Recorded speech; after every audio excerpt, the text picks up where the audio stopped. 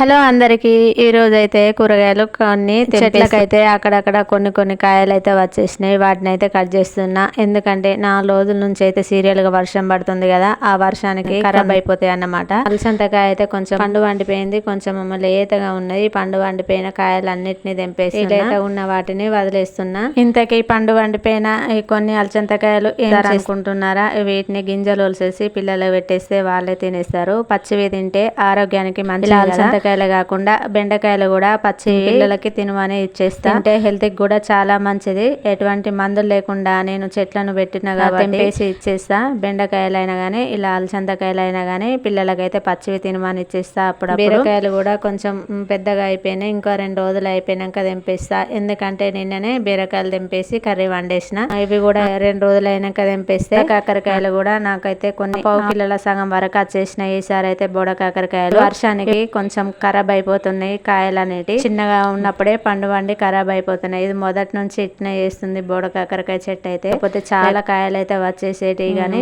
చిన్నగా ఉండగానే పిందెలన్నీ చగేళ్ళ కలర్లో మారిపోయి కాకుండా అయిపోతుంది. ఇది ఒకటి అక్కడొకటి బోడ కాకరకాయలు అయితే అవుతున్నాయి. సరి కూడా కొంచెం బాగా రాలేదు కాయలు అనేటి. ఇవి కొన్ని సరిపోవు కాబట్టి కర్రీ వండడానికి వీటిలో బెండకాయలు వేసి చింతపులుసు కర్రీ చేస్తాను. అట్లా చేస్తే చాలా బాగుంటుంది. ఈ బోడ కాకరకాయలను బెండకాయలు వేసి కర్రీ కూడా చాలా బాగుంటుంది. ఇలా కొన్ని కూరగాయలు దొరికినప్పుడు ఇలాగే చేస్తే చాలా బాగుంటుంది. బెండకాయలు కూడా ఇది ఫస్ట్ టైం ఖాతా వచ్చేసింది. ఫస్ట్ వదిలేసిన 1-2 కదా అని వదిలేస్తే అవి ముదిరిపోయాడు. ఆ ముదిరిపోయిన కాయలను కూడా కట్ చేసిన కొంచెం తక్కువనే వచ్చేస్తాయి. మళ్ళీ నెక్స్ట్ టైం అయితే ఇలా కోస్తున్న కొద్దిగా కాయలు వచ్చేస్తూ ఉంటాయి. మొత్తం బెండకాయలు కట్ చేసేసరికి 1/2 kg వరకు బెండకాయలు అయితే వచ్చేసినాయి.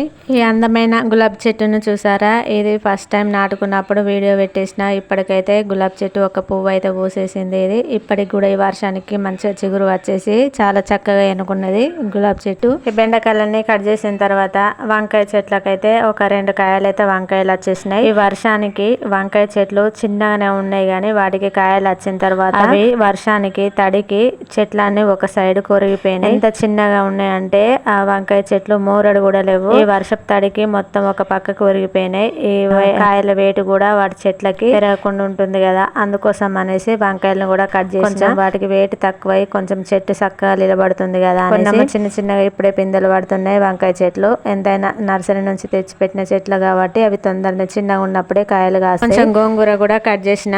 ఎందుకంటే గోంగూర బెండకాయ ఫ్రై చేస్తే చాలా టేస్టీగా ఉంటుంది. ఈ వీడియో కూడా అప్లోడ్ చేస్తా. ఈ వీడియో నచ్చితే నా ఛానల్ని సబ్స్క్రైబ్ చేసుకోండి, లైక్ చేయండి, షేర్ చేయండి.